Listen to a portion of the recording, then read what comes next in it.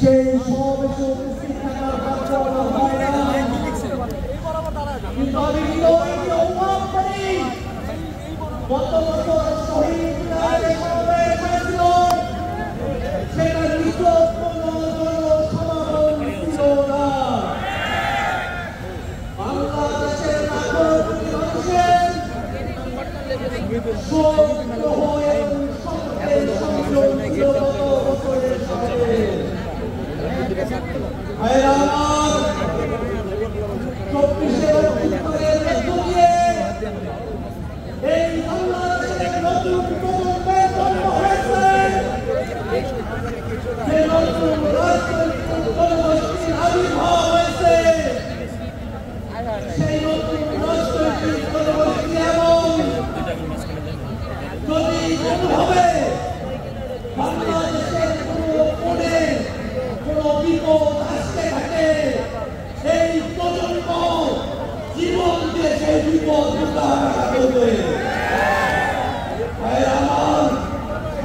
নতুন যে প্রজন্মের জন্ম দিয়েছে যে রাজনৈতিক জনগোষ্ঠী আবির্ভাব ঘটেছে আমরা এমন ভাবে নিজেদেরকে তৈরি করেছি আমরা নিজেদেরকে রাখতে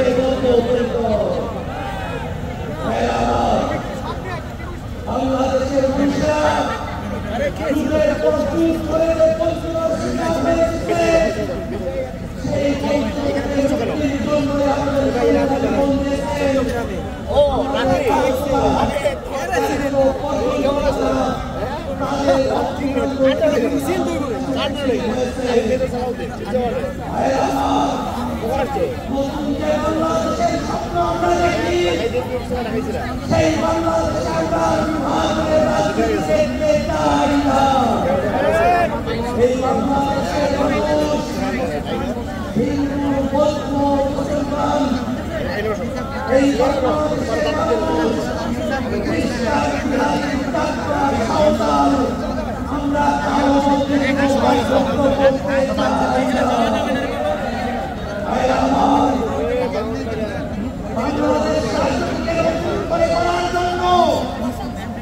গত বছরের শহীদ থেকে সেই ধারাকে সংযত রাখতে জাতীয় নাগরিক পার্টি এনসিপি বাংলাদেশের রাষ্ট্র কাঠামোর মৌলিক সংস্কারের কথা বলেছে। এই বাংলাদেশের রাষ্ট্র কাঠামোতে যারা ক্ষমতায় এসেছে তারা জনগণের কাছে জবাবদিহি করে না।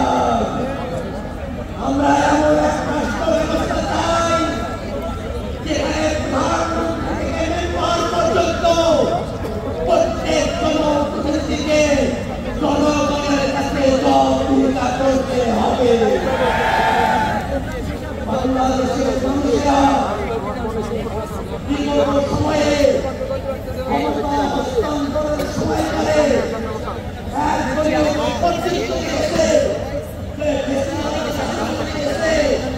প্রশাসনের যে দলীয় ক্রান্তি গেছে সামনের বাংলাদেশে আমরা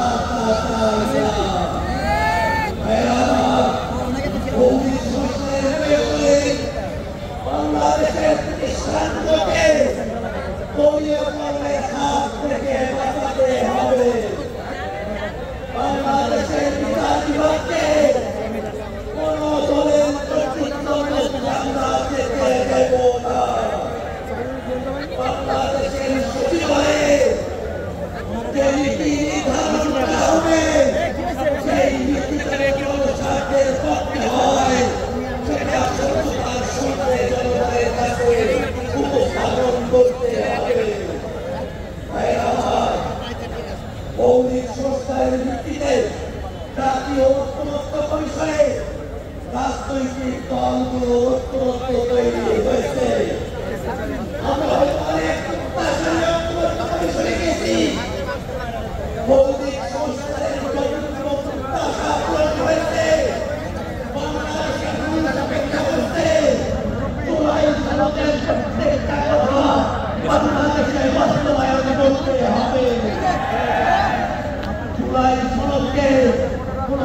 কাকুচে বাঘে আমরা পরিণত হতে দেব না।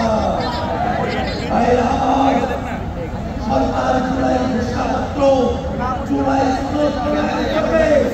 আমরা সরকারের আহ্বান করতে চাই, জুলাই ঘোষণাপত্রকে সাংবিধানিক স্বীকৃতি প্রদান করতে হবে।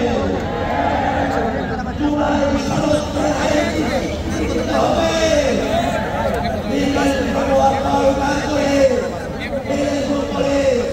জুলাই সনদকে কার্যকর করতে হবে। জুলাই সনদের সংস্কারকে অন্তর্বর্তীকালীন সরকারকে বাস্তবায়ন করতে হবে। জুলাই সনদ এবং জুলাই ঘোষণাপত্র যাতে বাংলাদেশে বাস্তবায়ন করতে হয়, সেই কারণে বাংলাদেশের প্রত্যেকটা জনগণকে বাহাদারের ভূমিকায় সজাগ দৃষ্টি রাখতে হবে।